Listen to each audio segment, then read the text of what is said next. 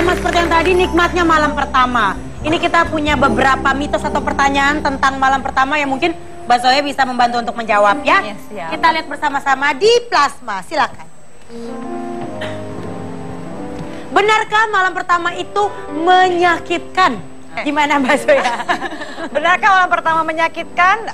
Itu sakit kalau misalnya kita itu nervous atau kita deg-degan karena ketakutan karena temennya bilang itu bakal sakit, kita nggak sakit kita rasa aneh. Padahal sebenarnya laki-laki ya yang bisa membuat malam pertama si perempuannya itu tidak sakit berarti dia jago. Oh gitu. Ya, atau player. Karena gini ada kalau kita pernah tahu ya ada salah satu ya inilah kepala daerah gitu ya yang pernah menceraikan pasangannya hanya karena tidak berdarah pada malam pertama gitu. Itu mitos yang paling bahaya sehubungan dengan sakitnya ini. Jadi ada banyak orang yang percaya kalau pada malam pertama itu tidak berdarah artinya tidak perawan gitu ya. Nah itu yang paling salah. Jadi kalau sampai sakit, kalau sampai berdarah ya, baik dia perawan ataupun tidak perawan, itu berarti dia tuh tegang kan si perempuannya. Ketika perempuannya tegang, dia tidak menikmati, itu salah juga si lakinya. Karena jadi dua-duanya tuh mesti dinikmati. Foreplay dulu ya. Foreplay dulu lah, ambil waktu, mesra-mesraan dulu, ketawa-tawa, jangan dipikirin dulu. Emang jago loh. Memang suka ada yang sampai berdarah gitu. Sampai berdarah. Saking tegangnya Pak Haji. Saking tegangnya. Jadi ada bahkan ada beberapa klien saya yang udah punya anak 2 sampai 3 itu terus karena tiba-tiba pulang malam terus ya gitu suaminya udah kangen kali ya terus maksa langsung, "Mah ayo dong mah bangun dong mah dinas dong sekarang" gitu. Langsung udah berdarah juga kan. Jadi tetap berdarah ya. Tetap berdarah karena tegang. Berarti kalau karena ketika malam benar malam pertama itu tidak berdarah bukan berarti dia tidak perawan. Berarti tidak perawan, pada sakit. Oh gitu. Kurang rileks. Ini ilmu Patua. Kau pasti nggak tahu kan? Pasti nggak ngerti. Dia belum pernah soalnya. Oke, gimana Ayu? Setuju kah dengan yang diceritakan? Setuju banget sih, karena emang... Lu berdarah nggak? Nah, kebetulan nggak beneran. Dijawab aja. Dijawab. Nggak maksudnya, alhamdulillah berarti emang ternyata ada yang kayak gitu karena jujur aja malam pertama gue nggak berdarah.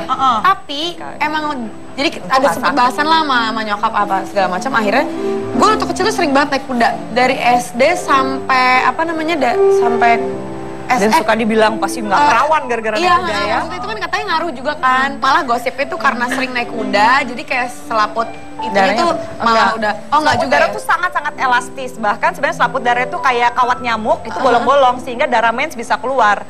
Jadi kalau misalnya dia ketutup rapat kita nggak bisa menstruasi juga kan gitu. Jadi itu salah kalau dibilang seperti itu. Dan yang namanya selaput darah itu sangat-sangat elastis.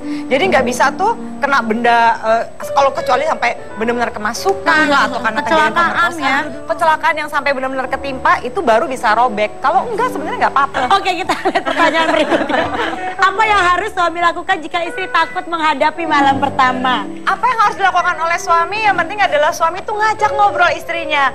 Sayang gitu, tahu nggak kenapa saya mau nikahin kamu? Kamu tuh soalnya luar biasa, kamu giniin. Perempuan tuh senang dipuji ya nggak sih? Banget. Gitu. Dibilang, kamu kalau biasa perempuan nih, aku kekurusan nggak sih? Aku kegemukan nggak? Pokoknya gue cinta sama kamu, digituin aja deh gitu ya. Dengan ngungkapin kayak gitu perempuan tuh udah senang. Biasa lagi agak lebih cepat melubrikasi ya, istilahnya lebih terangsang gitu loh. Ayu ada ketakutan waktu malam pertama? Enggak, kalau misal takut sih enggak jujur. Karena emang sama suami tuh dari sahabat banget maksudnya. Jadi lebih kan lebih nyaman ya. Lebih nyaman aja, cuma memang kaku karena ya biasanya kan bro sis gitu-gitu. Malah jadi malam pertama gitu. Pasti, cuman nggak takut gitu. Oke, kita akan lihat pertanyaan. Posisi seks seperti apa yang membuat wanita nyaman di malam pertama? Oke.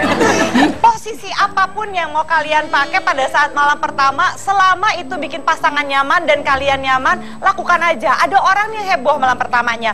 Saya mau jadi woman on top, perempuan yang di atas ya terserah gitu ya. Saya mau doggy style, terserah juga. Mau 360 derajat sampai ke helikopter muter-muter, ya nggak apa-apa lah gitu ya. Selama pokoknya itu manjat pohon juga. Manjat pohon boleh, asal jangan ketangkap satpam ya, agak-agak ngilu. Selama itu bikin kalian happy dan yang paling penting adalah tanya, sayang kalau kayak begini enak atau sakit? Oh, kalau sakit ganti gaya. Komunikasi lah ya. Komunikasi. Oke, dari semua yang kita bahas tentang nikmatnya malam pertama, Mbak Zoya mungkin ada yang pengen disampaikan buat pemirsa yang ada di rumah. Ya, jadi jangan percaya apa kata orang gitu ya. Sakit atau nggak sakit itu adalah bagaimana kita ngobrol sama pasangan kita gitu. Yang penting harapan-harapan kita nanti kalau nikah tuh sebenarnya kamu pernah kepikiran nggak sih kita mau hubungan seks berapa kali, dan kalau kita lagi nggak bisa ngomong enaknya kita ngapain gitu ya. Dan jangan lupa nih, ini masalah yang paling sering banget berakhir di meja konseling saya atau di kursi konseling gitu adalah sering nih nolak pasangan dalam bercinta gitu ya. Misalnya ya nggak laki, nggak perempuan, nggak saya lagi nggak kepengen gitu. Itu kan penolakan itu lebih sakit daripada patah hati loh gitu. Jadi jangan nolak. Jadi ketika misalnya kita lagi nggak terlalu kepengen, tapi pasangan itu lagi, ayo dong sayang, aku lagi kepengen banget nih, aku lagi pengen bercinta sama kamu. Lakukanlah adalah apa? Oke, mungkin kita nggak ML dulu ya, atau kita nggak berhubungan seks dulu ya.